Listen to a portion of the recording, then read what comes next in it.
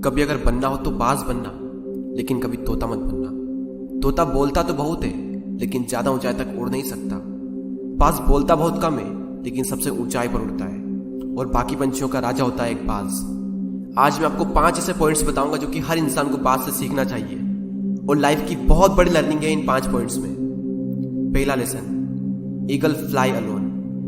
बाज अकेले उड़ता है और बाकी पंछियों के मुकाबले सबसे ऊंचाई पर उड़ता है। बाज अकेले उड़ेगा, लेकिन कभी भी चिड़िया और छोटे पंछियों के साथ नहीं उड़ेगा। बाज हमेशा या तो बाज के साथ उड़ता है या फिर अकेला उड़ता है। और इस समय यह सीख मिलती है कि छोटी सोच वाले लोगों से हमेशा दूर रहें और अकेले रहो, क्योंकि यही वो समय है जब खुद को जानने का असली मौका मिलता है।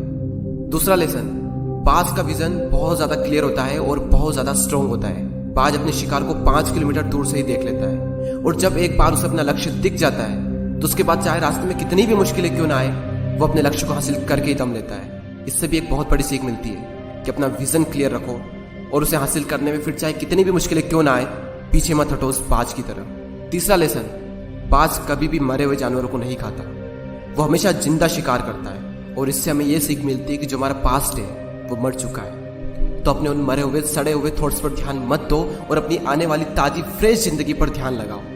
अपने पास्ट की पुरानी यादें जो तुम्हें तंग करती है उन्हें वही रहने दो जहां पर उसकी जगह है, और तुम्हारे पास्ट की जगह है तुम्हारे पास्ट में, उसे वर्तमान में जगह मत दो।